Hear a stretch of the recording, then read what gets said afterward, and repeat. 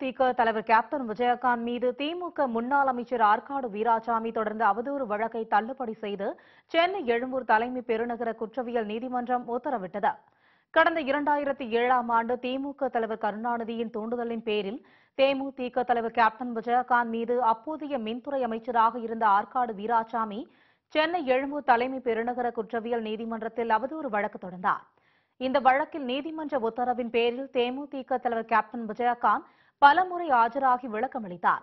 ஆனால் வழக்கை தொடர்ந்த ஆற்காடு வீராசாமி நீதிமன்றத்தில் ஆஜராகாமல் தொடர்ந்து புறக்கணித்து வந்தார். இதையடுத்து ஆற்காடு வீராசாமி வேண்டுமென்றே தன் மீது பொய்யான வழக்கு தொடர்ந்துள்ளதாகவும் இந்த வழக்கை தள்ளுபடி செய்ய வேண்டும் என்றும் கேப்டன் தரப்பில் வலியுறுத்தப்பட்டது. இந்நிலையில் இந்த வழக்கை விசாரித்த சென்னை எழும்பூர் தலைமை பெருநகர குற்றவியல் நீதிமன்றம் கேப்டன் விஜயகாந்த் மீது ஆற்காடு வீராசாமி தொடர்ந்த அவதூறு வழக்கை தள்ளுபடி செய்து இன்று அதிரடி உத்தரவு பிறப்பித்தது.